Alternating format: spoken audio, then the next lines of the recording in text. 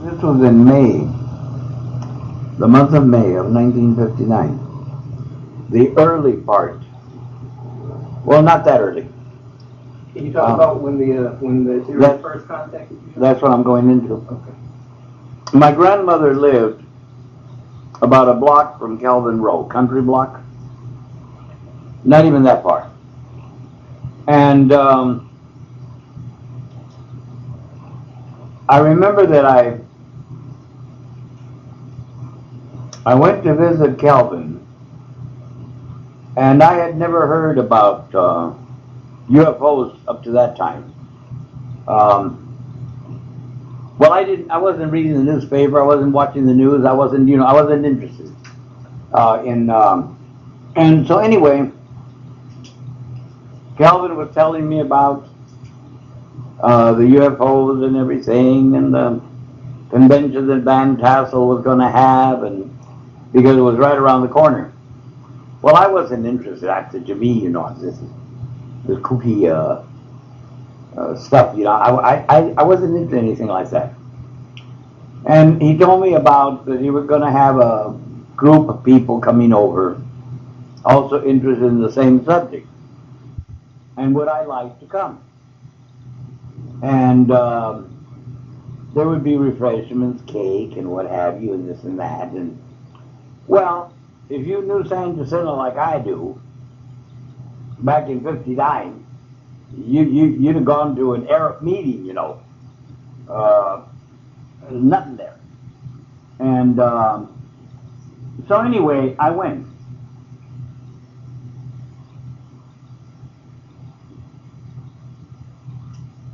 And they were having their meeting and what have you. And he introduced me to everybody like you do, this is so-and-so and what have you. And his grandmother lived down with me. And while I was there, I heard this voice talking to me. And how old were you then? I think 32. Okay.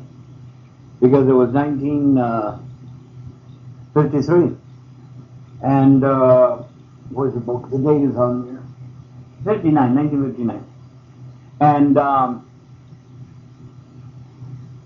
And it said that they didn't identify themselves, but that they had a message they wanted to give me. And I thought, well, I accepted if I heard voices or things like that, which I hadn't before this. That was okay, because I was nuts anyway as far as I was concerned.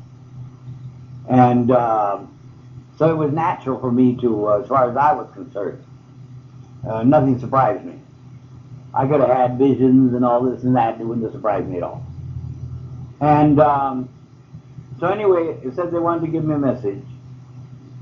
And it had to do with this planet. And they said that they had to come in spacecraft, their ships, because they were no different than we were. That, and then they said about how that the ship was like two shells, and they rode in the inner shell that protected them from the activities of the craft. And they said that that their craft was built out of material different than what we have on this planet. Okay.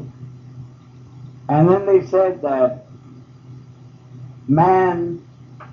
that they were not going to allow man's destruction of himself. They said because he would also destroy the rest of the universe in this. And sure enough, later on it came out that the cobalt bomb would do exactly this, set the universe on fire. So they dropped it. They didn't go any further with it. And that was in the news. And so that they would never tolerate this.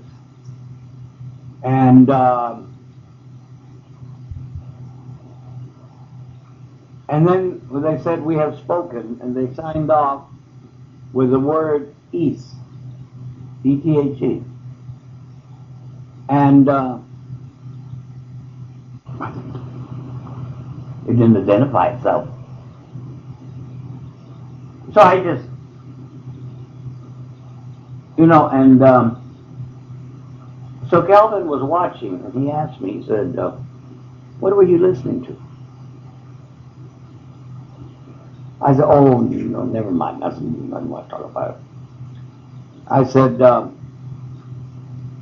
this voice that was talking to me about these people from another planet, and their spaceships, and how they would not tolerate man's destruction of himself, meaning nuclear, and that they destroy the whole universe, and this they could not allow, and they would intervene. In other words, they would not tolerate this, and how their ships were built out of different material, because they had different material on there than we do, and that was it. And they signed out with East. And Kelvin said, "Those were the space people communicating with you." And I thought, what space people? And I thought he was talking about the other kooky, that to me was all kooky. And I heard about Kenneth Arnold and the craft that he saw at Mount Shasta, and what have you. And well, I wasn't interested. I mean, I had no interest whatsoever. And I said, "Oh yeah, like, okay, Well, that night when I went home, to my grandmother's, and she had these. In those days, they made the windows long like this, not like we have them today. And in the houses they built at that time. And that house was built in 1901. And I saw this brilliant light. All of a sudden, here was this thing outside the window that was just, and I called my grandmother to come see it. And she didn't know what it was any more than I did. What was it? And oh yeah, I was working at Gilman Hot Springs, right near there. Now I'm remembering. And this friend of mine and we were walking on the road in the back part of the springs. Gilman Hot Springs is right near there, near San Jacinto. It was a resort. And he and I were walking in the back part of it to go around to the front, and suddenly this thing appeared in the sky above us. And it was glowing. And we looked at it, and he couldn't figure, and I couldn't figure out what the hell is it.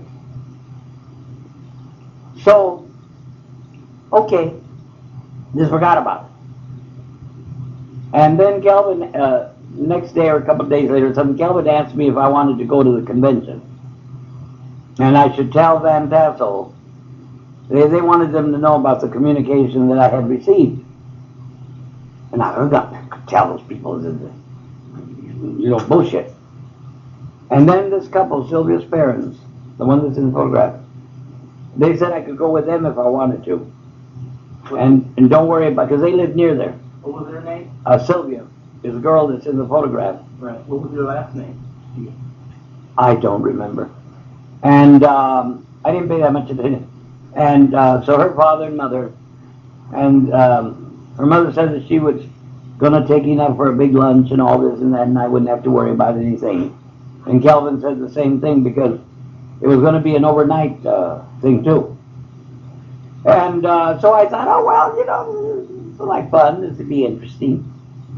And I wanted to see what the hell this was. What was it? So while I was there listening to the other speakers and the crowd of people and whatnot, and then they said that they were going to bring a craft in so everyone could see it. and they would know that they were in contact with me, so to speak.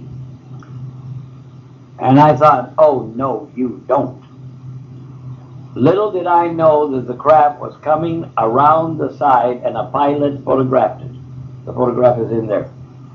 The pilot was coming in for a landing to the convention, and he saw this bright object coming in, and he photographed it. I've got the photograph there from the window of the plane. You can tell that that had to be taken from a Cub plane. And you can see the rock underneath, the giant rock and all that. Well, I didn't know anything about that. And Van Tassel, I told him what they had said about bringing the craft in. And he said, you've got to go up there, Mr. Velasques, you've got to go up there and oh yeah, the Indian thing too. About how my ancestors once came to the rock and had all these conventions of their own, Indian conventions and whatever and all that. And because he had heard about the Indian thing. And I told him that no, I wasn't, no. Especially after what they told me. And I thought, oh no, you don't. No. Just in case it was true, oh no, you don't. And I didn't want to go up. Well, when he saw that I wasn't going to do it, and if they were coming in, if they weren't, well, he had to announce a lunch hour. And we started walking away from the rock, as you see in the photograph. That's Sylvia right along, walking alongside me. We were walking back to the car for our lunch, the food stuff. And I didn't see them coming. Because I was facing the other way. Ackerman had his camera pointed at the rock when he hit the button and got it. Well, the next thing I knew, as far as I was concerned, I was up in the craft. And I met them. And to me, all I knew was what I saw, like this room. And to me, they had taken me against my will, like kidnapped.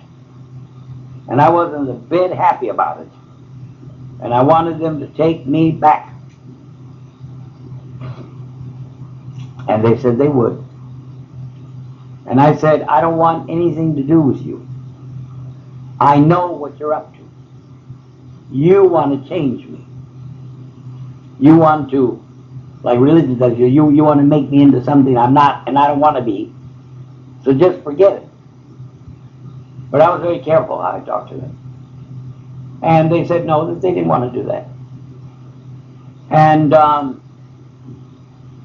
so while I was standing there, suddenly the floor disappeared. The sides of the craft, the walls disappeared. And it was like standing on glass. See glass? I could see below me, and I have a thing on a height. There was nothing to grab hold of. And I could see space, outer space. And it was like nighttime. It was black, But I could see the stars. And that was very frightening to me, because it was like, good God, it was like falling into space. But then I saw that, they were walking on it, And so then they said to me, you see that bright star over there, or that star? And I said, yes. They said, it's a planet.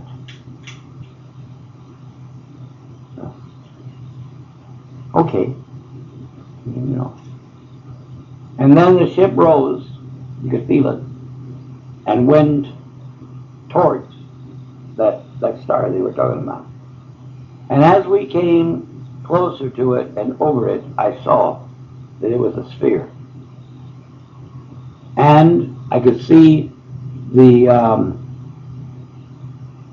reflection bouncing off of it.